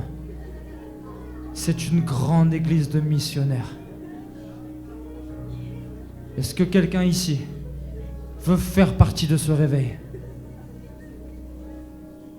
Que Dieu, que celui qui vient de parler, que le Dieu de la Bible, Jésus-Christ de Nazareth, né à Bethléem, te visite maintenant. Maintenant. Maintenant. Maintenant. Maintenant. Maintenant. Maintenant. Maintenant. Maintenant. Maintenant. Maintenant. Receive. Maintenant. Maintenant. Maintenant. Shatalabashekele. Dieu me parle pour les étudiants. Il y a des personnes qui doivent étudier. Parfois, au nom de la foi, nous abandonnons des études. Il y a des grands étudiants ici. Il y a des grands étudiants, des grands intellects. Ceux qui aspirent à des grandes études, mettez la main sur votre tête. Moi, je ne vais pas vous toucher. Ceux qui veulent faire des grandes études. Dans Daniel, il est écrit, il leur donna une intelligence 10 fois supérieure aux magiciens et aux occultistes. Toi et tes enfants, dit Dieu, je vous donne une intelligence 10 fois supérieure. Et vous allez sentir comme les blocages s'arrêter. Où tu n'arrivais plus à réviser, tu n'arrivais plus à apprendre, tu n'arrivais plus à réfléchir. Dieu te donne aujourd'hui de pouvoir apprendre plusieurs métiers en même temps. Plusieurs études en même temps. Tu pourras étudier plusieurs études en même temps. Tu pourras faire tes études et de la théologie en même temps. Tu pourras apprendre la vidéo et en même temps les sites internet. Tu pourras apprendre les sites internet et en même temps le son. Dieu va te donner une intelligence parce qu'il veut élever un peuple intelligent. Que Dieu déverrouille ton intelligence. Au nom de Jésus, que ton cerveau soit déverrouillé au nom de Jésus. À toi qui n'arrivais pas à retenir les versets bibliques, que Dieu te donne la mémoire spirituelle. À toi qui n'arrivais pas à te souvenir de ce que Dieu te disait la nuit, tu oubliais tes songes, que Dieu te donne une mémoire spirituelle. Tu n'oublieras plus ce que Dieu t'a dit. Alléluia. Est-ce qu'on peut adorer Jésus? Il y a un chant. Il y a un chant qui dit Shuka, Shuka, Shuka. Est-ce que vous connaissez ça? Shuka, Shuka. Vous connaissez? Ça veut dire descend.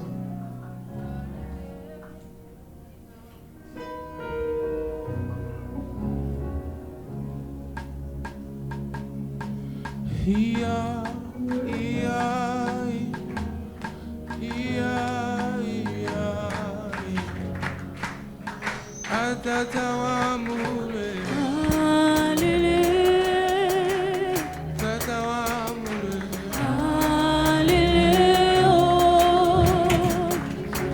ia, ia, ia, ia, ia, lesawamure, lesawamure, Alléluia. shuka, shuka, shuka, shuka, baba, wana wa uzima, wana wa mapendo, Alléluia. wana wa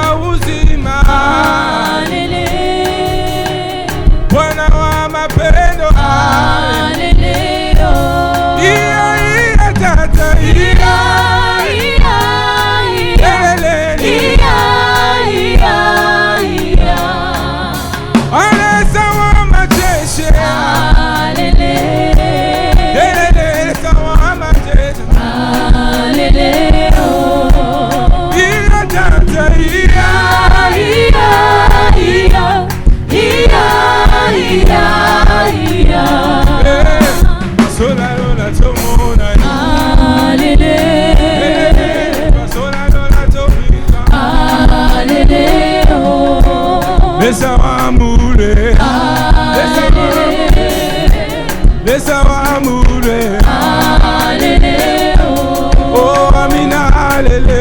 Amina, lele, Amina. Amina, lele. Amina, lele, Amina. Amina, lele. Amina, lele, Amina. Lele, lele. Amina, lele, Amina. Amina, lele. Amina, lele, Amina. Amina, lele, Amina. Amina, lele. Amina, lele, Amina. Amina, lele. Amina, lele, Amina. Motema nangai. Etondina posa na yo, motema. Motema nangai. Etondina posa na yo, motema. Motema nangai. Etondina posa na yo, motema. Motema nangai. Etondina posa na yo, motema. Salama banzo nangai. Motema nangai. Etondina posa na yo, motema. Etondina posa na yo, motema. Motema nangai. Etondina posa na yo, motema. Amina lele. Amina, lele, Amina. Amina lele. Amina, lele, Amina. Amina lele. Amina, lele, Amina. Amina lele. Amina, lele, Amina. Amina lele. Amina lele. Amina, Lele lele. Amina, lele, Amina. Amina lele. Amina, lele, Amina. Yeah. Amina, lele, Oh. Amina. Amina lele. Amina, Eh. Amina, Amina lele. Amina, Come on. Amina, Amina lele. Amina lele. Amina lele. Amina lele.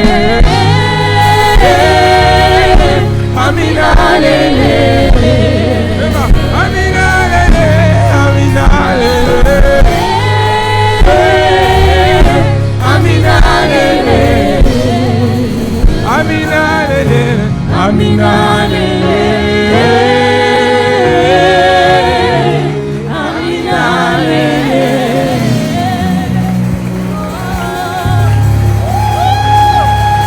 Hallelujah.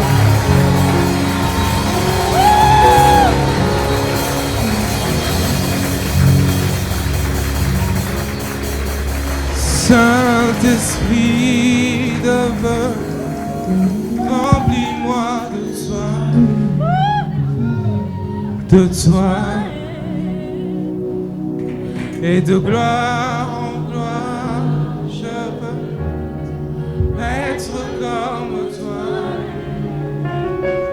Je veux être comme toi. Saint-Esprit de feu, remplis-moi de toi. De toi. Porte-moi dans ta gloire et de Gloire en gloire, je Je veux veux être comme toi. être comme toi. Je veux être comme Moi je veux être comme. Je veux être comme Je toi. veux être comme. Je veux être Esprit de Dieu, comme je toi. veux être comme. Je veux être comme Je toi. veux être comme.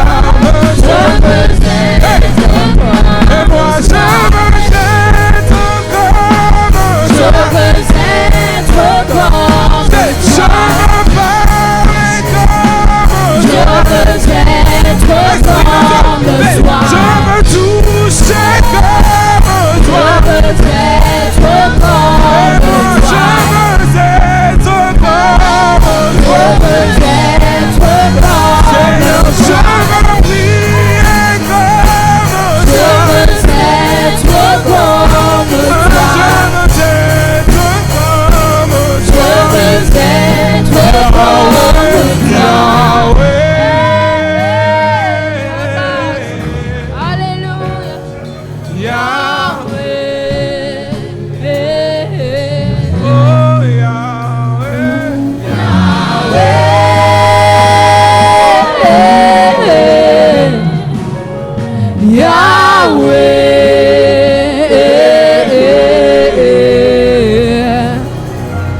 Alléluia. Acclamons le Saint-Esprit.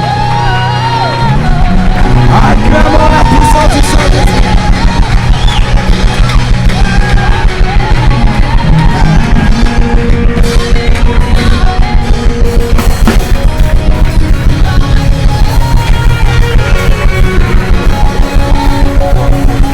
Gloire à toi, Seigneur. Gloire à toi, Seigneur. Gloire à toi, Seigneur.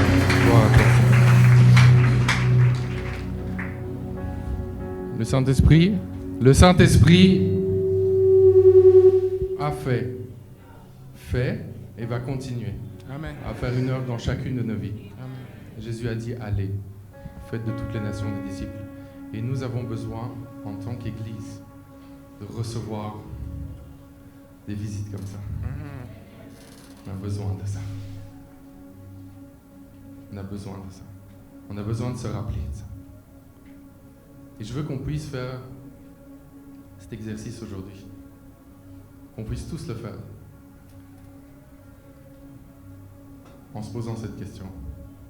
Est-ce qu'aujourd'hui, je suis vraiment en train de faire ce que Dieu veut que je fasse? Est-ce que je suis en train de faire ce que Dieu veut que je fasse?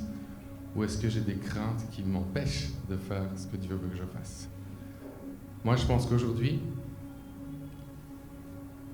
il y a des gens qui sont libres à partir d'aujourd'hui de marcher dans leur destinée, je le crois.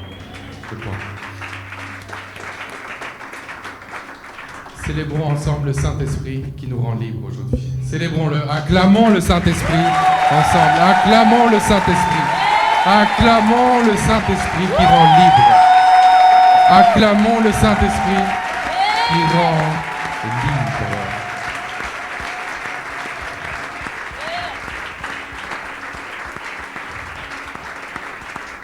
Et le Saint-Esprit qui rend libre ne nous rend pas juste libre de regarder la télé et de se reposer, mais de découvrir qui tu es.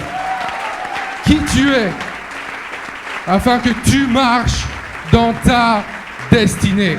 Qui veut croire qu'il va marcher dans sa destinée? Par la puissance du Saint-Esprit. Gloire à toi, Seigneur. Moi, je veux remercier l'homme de Dieu Cospiel. Merci pour la parole que tu as amenée à l'église aujourd'hui. Merci du fond du cœur. Est-ce qu'on peut le remercier ensemble?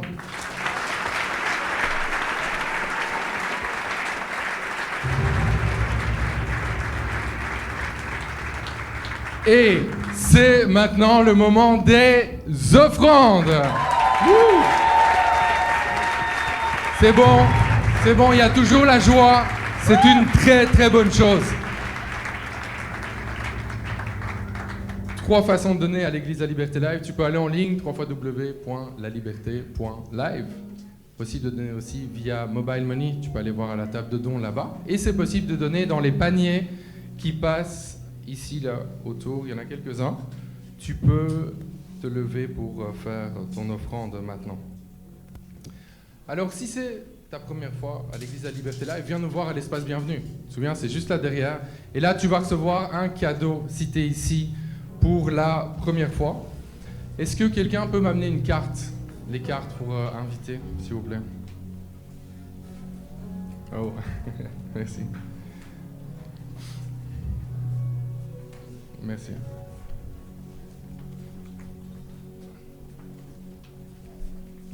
En partant, tu vas prendre 2 cartes. D'un côté, il est écrit « Je t'invite », de l'autre côté, il est écrit l'adresse de l'église. J'ai trop aimé ce que l'homme de Dieu Cospiel a partagé aujourd'hui. Quand il a dit, cette carte-là, il faut la donner. Mais ce n'est pas juste la donner qu'il faut. Il faut comprendre qu'on est des instruments entre les mains de Dieu pour aller toucher quelqu'un. Pour que quelqu'un puisse être sauvé, pour que quelqu'un puisse marcher vraiment dans sa destinée. Donc, en sortant, tu vas prendre 2 cartes et tu vas les distribuer pendant la semaine. Et la semaine prochaine, on continue notre série qui s'intitule « Je veux réussir ma vie ». On va continuer avec des clés pratiques. Parce qu'on sait à quel point, mais j'aimais ça aussi, on a beaucoup entendu ça, le mot équilibre, c'est très important. On sait que pour réussir notre vie, on remet tout entre les mains de Dieu, n'est-ce pas? On comprend qu'on est rempli du Saint-Esprit, équipé, envoyé. mais on se structure, on s'organise et on veut aussi très bien faire les choses. Alors dans cette série, Je veux que c'est ma vie, on partage plein de clés pratiques qui sont écrites dans la Bible pour nous donner le succès que Dieu veut nous donner afin qu'on impacte le monde. Qui est prêt pour un dernier chant? C'est parti, on peut se lever tous ensemble et on va adorer le Seigneur avec un dernier chant.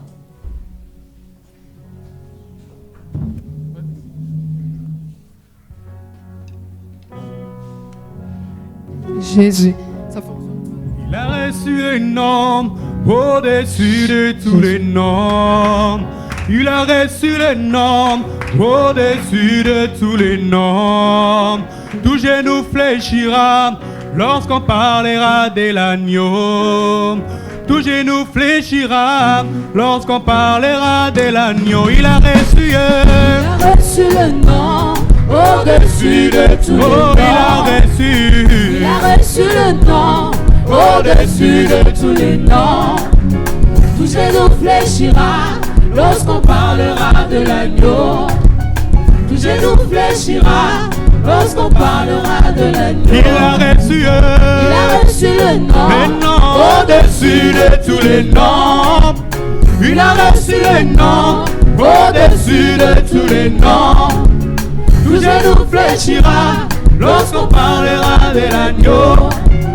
Tout genou fléchira lorsqu'on parlera de l'agneau. Oh, il a reçu les noms au-dessus de toutes les choses. Il a reçu les noms au-dessus de tous les noms. Tout genou fléchira lorsqu'on parlera de l'agneau. Oh oui, tout genou fléchira lorsqu'on parlera de l'agneau. Il a reçu le nom au-dessus de tous les noms. Il a reçu le nom au-dessus de tous les noms. Tout genou fléchira lorsqu'on parlera de l'agneau. Tout genou fléchira lorsqu'on parlera de l'agneau.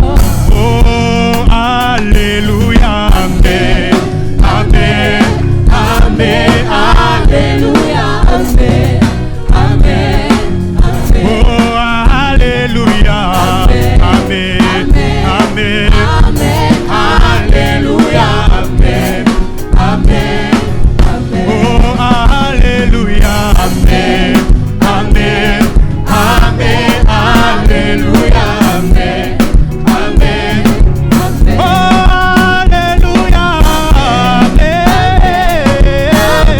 alléluia, amen, Amen, oh, alléluia, amen, amen, alléluia, amen, amen. Yoku mama lelo yo, mama yoku mame, lelele, mama yoku mame, Yesu yo lelo nalanga yo, Yesu yo lelo nalanga yo, eligera moto lobi moto akupa ya ya, nata eligondo lobi kanda wakozange, olonga na mote malanga yo, omewanga pene ya papa ye, okomisanga leka Jésus, nasali lipona yo ye, ozali oyo nazalaki koluka, lelo nalongi yo na motema nanga, liziba liziba nanga ya ngolu, liziba nanga ya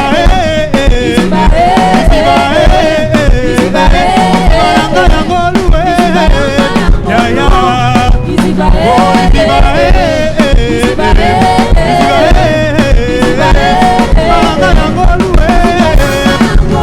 oh mama yokumame yokuma elile mama yokumame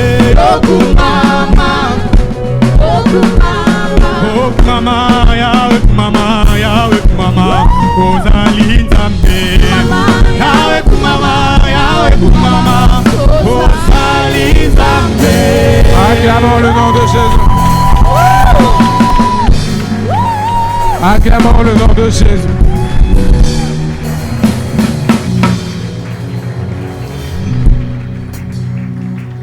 Merci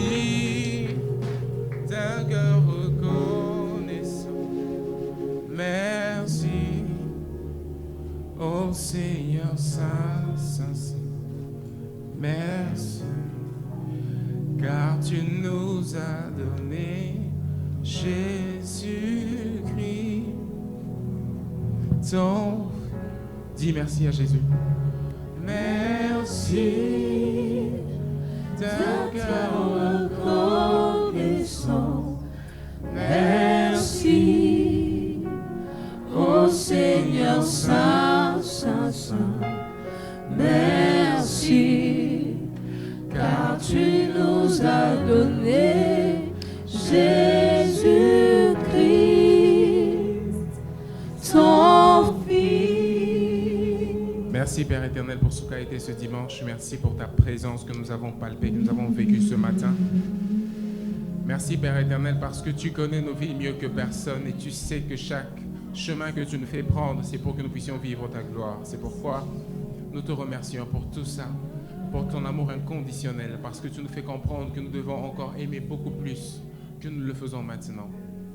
Alors que tu nous guides dans ta seigneurie, dans ta grâce, que nos vies soient un témoignage pour tous ceux qui te cherchent, qu'ils te trouvent en nous. Nous te le prions. Merci pour toutes les délivrances, pour toute cette plénitude dont nous avons fait preuve ce matin. Que ta gloire nous accompagne, que tu bénisses nos semaines, que tu bénisses nos jours, que tu bénisses tout pour la gloire de ton nom. Nous te prions et disons Amen.